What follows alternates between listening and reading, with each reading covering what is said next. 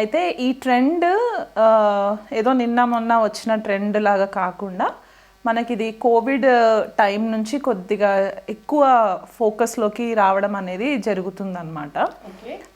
ఇక్కడ main reasons నాకు అనిపించింది ఏంటి అంటే 2 మెయిన్ రీజన్స్. ఒకటి, భార్యాభర్తలకి ప్రాపర్ కమ్యూనికేషన్ లేకపోవడం. అంటే అది కెరియర్స్ వల్ల అవ్వచ్చు, లేకపోతే ఎడిషనల్ రెస్పాన్సిబిలిటీస్ వల్ల అవ్వచ్చు. ఒక ప్రాపర్ కమ్యూనికేషన్ లేకపోవడం వల్ల కూడా కొద్దిపాటిగా ఈ డిస్టర్బెన్సెస్ అనేవి కనిపిస్తున్నాయి.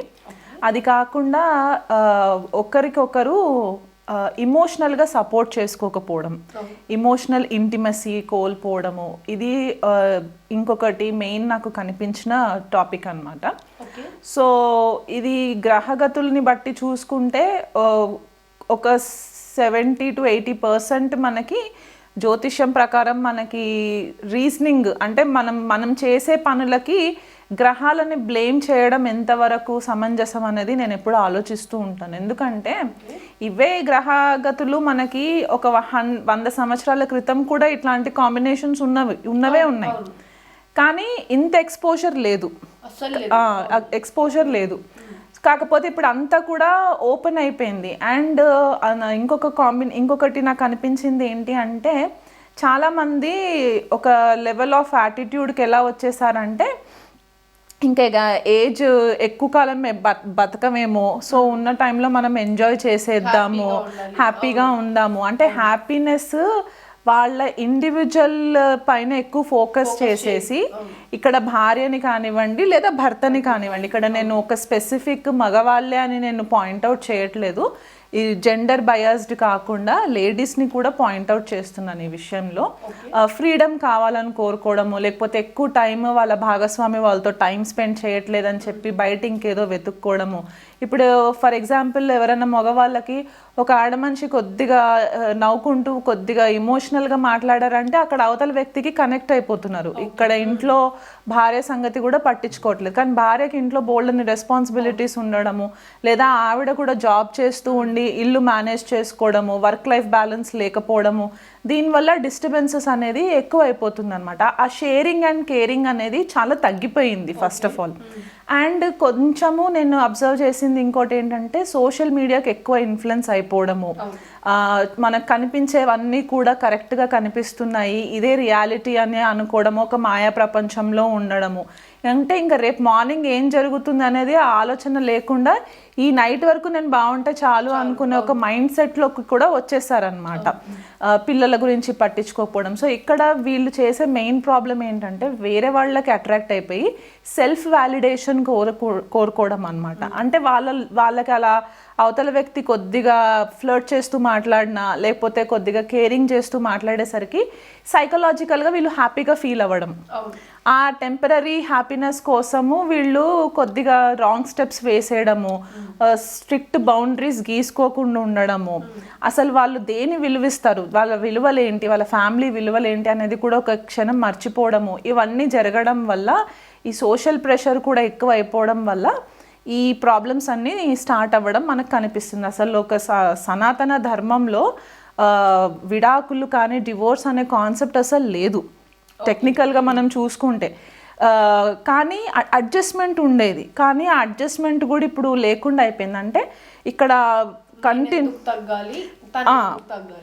అదొకటి. ప్లస్ ఒక పర్సన్ భార్య కానీ భర్త కానీ ఒకసారి చీట్ చేశారు, మోసం చేశారు, వేరే రిలేషన్షిప్లోకి వెళ్ళారు, వీళ్ళు అనుకోకుండా పరిస్థితులు ఇంకొక పార్ట్నర్కి అనుకూలంగా ఉండి వీళ్ళు దొరికిపోయారు అనుకుందాం, వాళ్ళు అక్కడికి వాళ్ళని వాళ్ళు సరి చేసుకోవట్లేదు. దొరికాను కదా ఒకసారి, నెక్స్ట్ టైం దొరికితే ఇంకా అలసైపోయింది, ఇది కంటిన్యూ అవుతూనే ఉందన్నమాట. So cheating is a choice. అది నేను కంటిన్యూగా చీట్ చేస్తాను అని మీరు మైండ్ ఫిక్స్ చేసుకుని ఉంటే దానికి ఎవరేం చేయలేరు. మీతో పాటు మీ ఫ్యామిలీస్ కూడా పాడైపోతూ ఉంటాయి. అటు పెద్దవాళ్ళు డిస్టర్బ్ అవుతారు, మీ ఇద్దరికి పుట్టిన పిల్లలు ఇంకెక్కువ ప్రాబ్లమ్స్లోకి ఫేస్ అవుతారు. ఇదేమవుతుందంటే గోయింగ్ ఫార్వర్డ్ ఈ చిన్న పిల్లలు రేపు ఒక టీనేజ్కి వచ్చిన తర్వాత బ్రోకెన్ ఫ్యామిలీస్ నుంచి వచ్చిన వాళ్ళు అయిపోతారు. అంటే ఒక డిస్ఫంక్షనల్ ఫ్యామిలీ బ్యాక్గ్రౌండ్ నుంచి వచ్చిన వాళ్ళు అయిపోయేసరికి వీళ్ళకి ఒక ట్రామాస్ ఉండిపోతాయి అన్నమాట. టైంకి ఫాదర్ సపోర్ట్ ఉండకపోవడము, మదర్ సపోర్ట్ ఉండకపోవడము, దీనివల్ల కంప్లీట్లీ ఫ్యామిలీ ఎన్వైరన్మెంటే చేంజ్ అయిపోతుంది. ఎస్. ఇప్పుడు కొంతమంది ఏంటంటే మేము వెస్టర్న్ కల్చర్ని చూసి ఇన్ఫ్లుయెన్స్ అవుతున్నాం అంటే, ఏ వెస్టర్న్ కల్చర్ వాళ్ళు మనకు చెప్పలేదు మీరు ఇట్లా మీ ఫ్యామిలీస్ని పాడు చేసుకోండిరా అని చెప్పి ఎవరు చెప్పలేదు. ఇది మనలో ఉన్న లౌకిక జ్ఞానం. ఆ జ్ఞానం మనకి మన ఫ్యామిలీ బ్యాక్గ్రౌండ్స్ నుంచి కూడా వచ్చి ఉండాలి. అండ్ ఇంకొకటి కామన్గా నేను అబ్జర్వ్ చేసిన ఇంకొక పాయింట్ ఏంటంటే, ఒకవేళ వైఫ్ అండ్ హస్బెండ్ మధ్యలో ఫర్ ఎగ్జాంపుల్ ఒక 30 ఏళ్ళు లోపు ఉన్న వాళ్ళు 25 to 30 years ఏజ్ గ్యాప్లో ఉన్న వాళ్ళు పెళ్ళిళ్ళు చేసుకున్నారు అనుకోండి, వాళ్ళకి ఇట్లాంటి సమస్య వస్తే పెద్దవాళ్ళ దగ్గరికి వెళ్ళి చెప్పినప్పుడు పెళ్లి చేసేంత వరకు పెద్దవాళ్ళు పెళ్లి చేసేస్తున్నారు. కానీ పెళ్ళైన తర్వాత ఇక్కడ సపోర్ట్ సిస్టమ్ చేంజ్ అయిపోతుంది. సమర్థిస్తున్నారు. అబ్బాయి తప్పు చేస్తే మందలించి అమ్మాయితోటి కాంప్రమైజ్ అయ్యి ఉండేలాగా చేయకుండా, పోతే అమ్మాయి వెళ్ళిపోతే వెళ్ళిపోయింది, నీకు నచ్చిన అమ్మాయితో నువ్వు వెళ్ళిపో అన్నట్టు కూడా కొంతమంది పేరెంట్స్ గైడ్ చేస్తున్నారు. అది రాంగ్.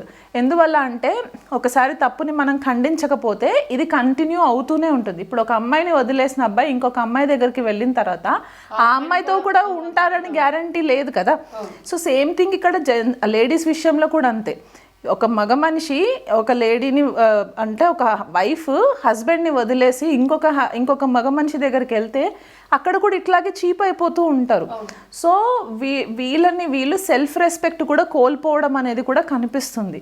సో కాబట్టి ఈ విషయాలన్నీ కూడా కొద్దిగా కేర్ఫుల్గా మైండ్లో అనాలిసిస్ చేసుకొని, దీనికి ఎవ్వరు కూడా సొల్యూషన్స్ ఇవ్వలేరు.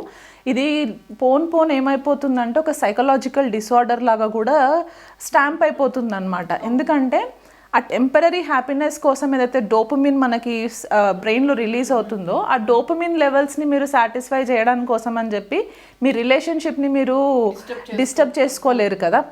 అండ్ మనకి హిందూ సనాతన ధర్మంలో ఉన్న special relationship marital relationship.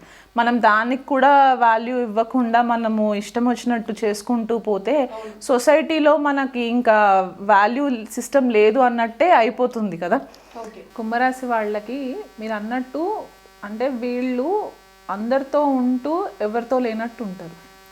Okay. ఎందువల్ల అంటే ఒంటరితనాన్ని ఎక్కువ ఇష్టపడుతుంటారు. అంటే చుట్టూ 100 మందిలో ఉన్న వీళ్ళలాగే ఉంటారు. ఒకటి వీళ్ళ క్వాలిటీ అన్నమాట. అందరిని అబ్జర్వ్ చేస్తుంటారు, మైండ్ రీడింగ్ చేస్తుంటారు. ఎందుకంటే కుంభరాశి శని రూల్ చేస్తారు, రాహు రూల్ చేస్తారు. సో రాహు క్వాలిటీస్ కూడా ఎక్కువ ఉంటాయి కాబట్టి వీళ్ళు ఏది చేసినా సరే ఎక్స్ట్రీమ్గా ఉంటుందన్నమాట. సో ఈ విషయంలో కూడా అండ్ మనకి హైయెస్ట్ కామత్రికోణ అని చెప్పేసి అంటుంటారు. అంటే డిజైర్స్ ఎక్కువ ఉండే రాశిగా కుంభరాశి చెప్తుంటారు. ఆ డిజైర్స్ అవి మంచి అవ్వచ్చు, చెడు అవ్వచ్చు. ఓకే. అండ్ వీళ్ళు ఏదైనా సరే వీళ్ళైనంత మట్టుకు చాలా ప్రాక్టికల్గా మకర రాశి లాగే కొంచెం కుంభరాశి వాళ్ళు కూడా ఉంటూ ఉంటారు. చాలా ఇంటెలిజెంట్ ఉంటారనమాట. అంటే ఒకవేళ వీళ్ళు ఎక్స్ట్రా మ్యారిటల్స్లోకి వెళ్ళినా సరే దాన్ని ఎట్లా కవర్ చేసుకోవాలనే ఒక ఆలోచన వీళ్ళకి చాలా ఉంటుంది కుంభరాశి వాళ్ళకి. ఎందువల్ల అంటే ఆ క్వాలిటీ అనేది వాళ్ళకి అట్లా వచ్చేస్తూ ఉంటుంది అనమాట. అండ్ ఇక్కడ పంచమాధిపతి వీళ్ళకి మిథున్ రాశి అవుతుంది, బుధుడు అవుతారు. అండ్ మనకి భాగ్యాధిపతి వచ్చేసరికి శుక్రుడు అవుతారు అనమాట. సో ఒకవేళ ఈ శుక్రుడు కనుక అష్టమంలో ఉంటే కన్యారాశిలో భాగ్య నష్టం జరగడం ఒకటి, అండ్ శుక్రుడు నీచం నొందడం ఒకటి. సో దీనివల్ల కూడా వీళ్ళకి కొద్దిపాటిగా ఇబ్బందులు. అంటే మీరు ఇప్పుడు అన్నారు కదా చుట్టూ ఫ్రెండ్స్ ఎక్కువ ఉంటారు అని. ఎందుకంటే ఇక్కడ వీళ్ళకి ఎక్కువ మట్టుకు కుంభరాశి వాళ్ళకి ఫీమేల్ ఫ్రెండ్స్ ఉండే ఛాన్సెస్ ఎక్కువ ఉంటాయి. ఎందువల్ల అంటే ఇక్కడ తులారాశి వీళ్ళకి భాగ్యస్థానం అవుతుంది, నవమ స్థానము. అండ్ శుక్రుడు కూడా వీళ్ళకి కొద్దిగా ఫేవరబుల్ అయ్యే గ్రహంగా చెప్పుకుంటారనమాట. సో వీళ్ళు ఆపోజిట్ పర్సన్ని వీళ్ళ యొక్క ఇంటెలిజెన్స్ తోటి అట్రాక్ట్ చేస్తారు. ఇప్పుడు కొంతమంది ఉంటారు ఇంటెలిజెన్స్కి అట్రాక్ట్ అయ్యే వాళ్ళు ఉంటారు. అంటే వీళ్ళు మాట్లాడితేనే అవుట్ ఆఫ్ బాక్స్ ఉంటుందన్నమాట. వీళ్ళు ఏది మాట్లాడినా సరే కుంభరాశి వాళ్ళు. సో ఆ విధంగా వీళ్ళ తెలివితేటలకి ఆకర్షితులు అవుతూ ఉంటారు. అరే ఎంత బాగా మాట్లాడుతున్నారు వీళ్ళతో ఫ్రెండ్షిప్ చేస్తే బాగుంటుంది. అక్కడి నుంచి స్టార్ట్ అవుతుంది. అక్కడి నుంచి స్టార్ట్ అయ్యి మెల్లిమెల్లిగా అది ఒక ఇమోషనల్ ఇంటిమసీ, తర్వాత ఎక్స్ట్రా మ్యారిటల్లోకి వెళ్ళడానికి హై పాసిబిలిటీస్.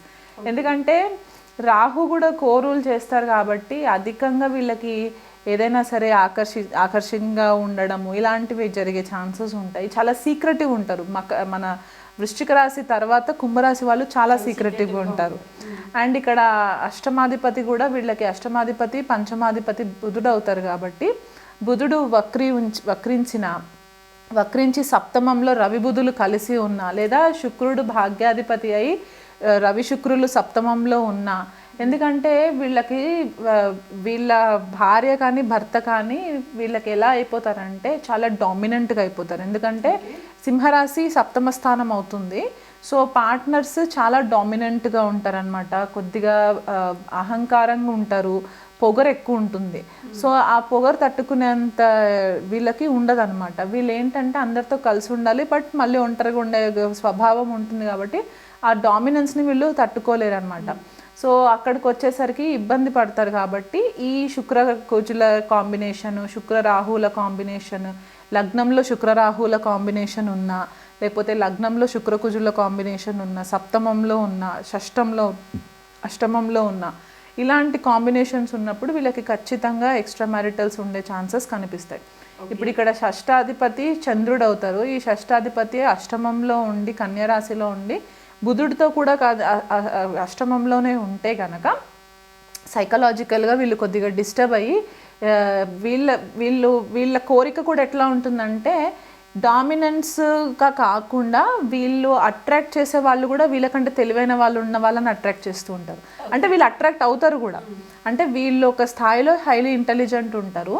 వీళ్ళు ఇప్పుడు ఆపోజిట్ జెండర్ వీళ్ళకి ఎదురుపడినప్పుడు వాళ్ళు కూడా బాగా మాట్లాడుతూ వాళ్ళు కూడా చాలా ఇంటలెక్చువల్ కాన్వర్జేషన్స్ జరిగినప్పుడు ఆటోమేటిక్గా వాళ్ళిద్దరి మధ్యలో ఒక బాండింగ్ ఏర్పడిపోతుంది అనమాట.